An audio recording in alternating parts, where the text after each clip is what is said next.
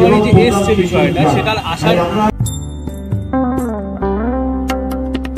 Hello বন্ধুরা, তো কেমন আছো তোমরা সবাই? আমি আজকে চলে এসেছি তোমাদের জন্য আরো একটা নতুন ভিডিও নিয়ে। এই মুহূর্তে রয়েছি নর্থে, রয়েছি বাগুইআটি এরিয়াতে। আর বাগুইআটি মানেই কিন্তু আমরা বেশ কিছু জনপ্রিয় পুজো চিনি। তার মধ্যে একটি হলো অশ্বিনীনগর বন্ধুমহল। অশ্বিনীনগর বন্ধুমহলের আজকে কিন্তু দুর্গাপুজোর শুভ সূচনা হতে চলেছে। এই বিকেল বেলাতেই শুভ সন্ধ্যায় কিন্তু হতে চলেছে দুর্গাপুজোর সূচনা। খুঁটি পুজোর মধ্যে দিয়ে সেই মুহূর্তই তোমাদেরকে দেখাবো। চল এখন ধীরে ধীরে প্রাঙ্গণের দিকে এগিয়ে যাই। বাগুইআটি বাস স্ট্যান্ডে নেমে জাস্ট 5 মিনিট থেকে 7 মিনিট লাগেই এই প্রাঙ্গণে পৌঁছাতে। হচ্ছে পুরো প্রাঙ্গণ, এইদিকে কিন্তু একটা এরকম স্টেজ করা রয়েছে বেশ বড় করে কিন্তু। আর এই স্টেজের ব্যাকগ্রাউন্ডে কিন্তু রয়েছে এবছরের ব্যানার, যেটা উন্মোচন হবে। তারপর আমরা জানতে পারবো এবছরের কি বিষয় ভাবনা রয়েছে। সুন্দর করে প্যান্ডেল করে কিন্তু এরকম ভাবে লেখা রয়েছে উপরে একটা খুঁটি পুজোর ব্যানার রয়েছে। খুঁটি পুজো 2024 অশ্বিনীনগর বন্ধুমহল ক্লাব বাগুইআটি।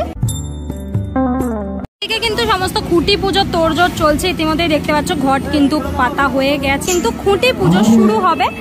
এইখানে দেখতে পাচ্ছ ব্যাকগ্রাউন্ড এরকম খুঁটি পুজোর বন্ধুমহলের লোগো দিয়ে কিন্তু একটা ব্যানার করা হয়েছে ব্যাকগ্রাউন্ডে যেটা রাখা আছে।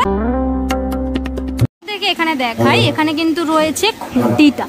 খুঁটিটাকে ভীষণ সুন্দর করে সাজানো রয়েছে। মা দুর্গার যে গায়ের সাজ, সেই সাজ কিন্তু রয়েছে খুঁটির মধ্যে জড়ানো। আর মা দুর্গার মুকুটও দেখতে পাচ্ছি রয়েছে, বেশ সুন্দর লাগছে কিন্তু খুঁটিটাকে দেখতে। এখানে কিন্তু দেখতে পাচ্ছ চণ্ডী পাঠ হচ্ছে কিন্তু দেখতে পাচ্ছ এই চণ্ডী পাঠ কিন্তু সত্যি অপূর্ব লাগে দেখতে, অপূর্ব লাগে শুনতে ভীষণ। গায়ে একটা শিহরণ জেগে যায় কিন্তু।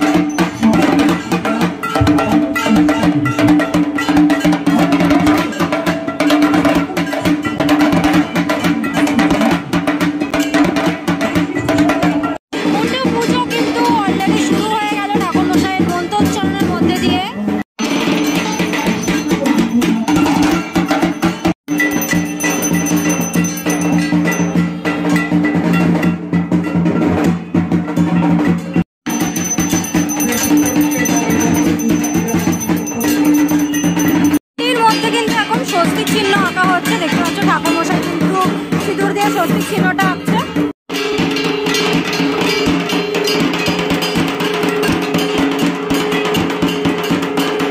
পুজোর পর যে হোম পর্ব, সেই হোম পর্ব এখন হচ্ছে দেখতে পাচ্ছ।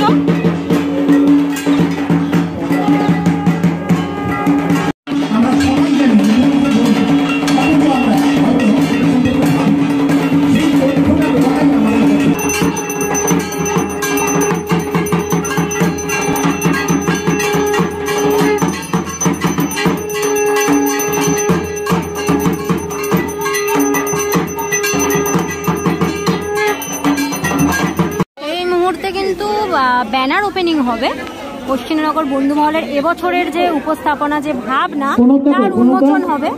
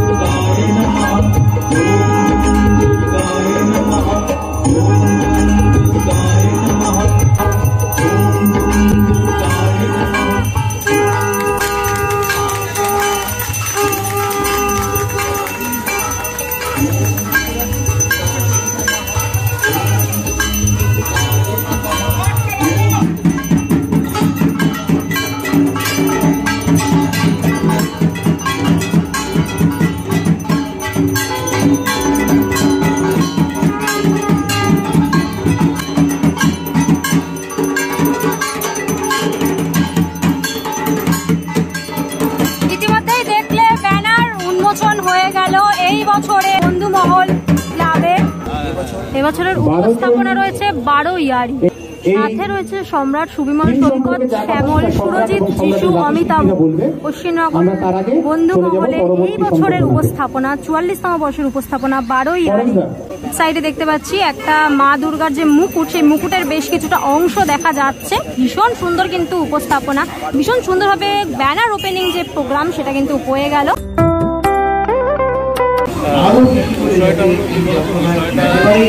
এত বছর হচ্ছে আমার এখানকার জার্নি, যেরকমভাবে অনুরাগে নিয়ে তাকে কাঁপিয়ে দিয়ে তোমার পিছন দিয়ে আমি করেছি বিষয়টা।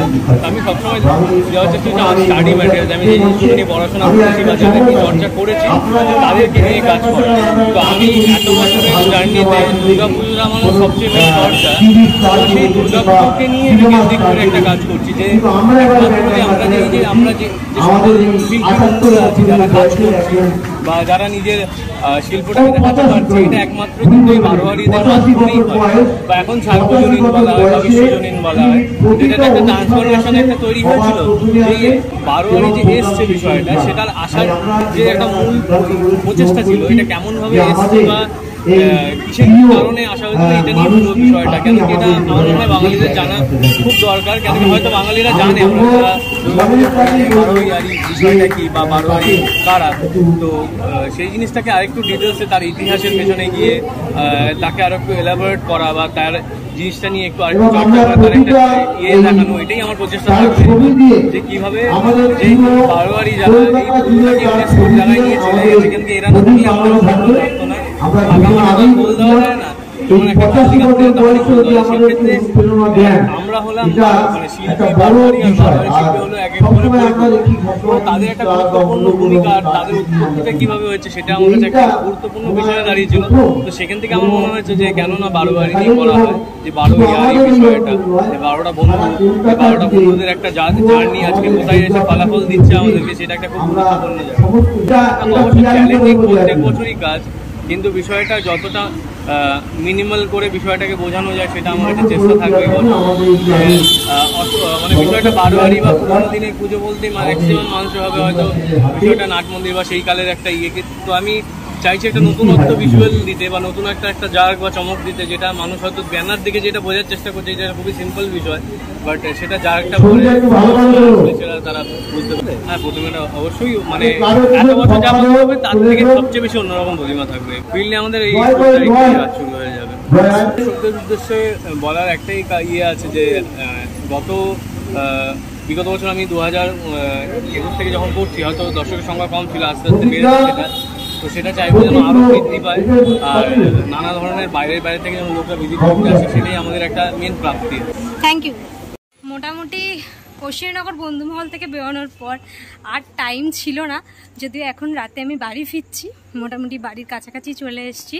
অনেকটাই লেট হয়ে গেছিলো বাড়ি ফিরতে, তাই জন্য আর ওখানে বলা হয়নি তোমাদেরকে।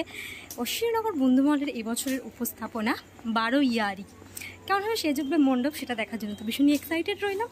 তোমরা কে আসছো পুজোর সময় অবশ্যই কমেন্ট করে জানিও আজকের ভিডিওটা কেমন লাগলো, সেটাও জানিও। আজকের জন্য এতটাই, দেখা হবে আবার নেক্সট ভিডিওতে। ততক্ষণের জন্য তোমার সবাই ভালো থেকো, সেফ থেকো, বাই, টেক কেয়ার।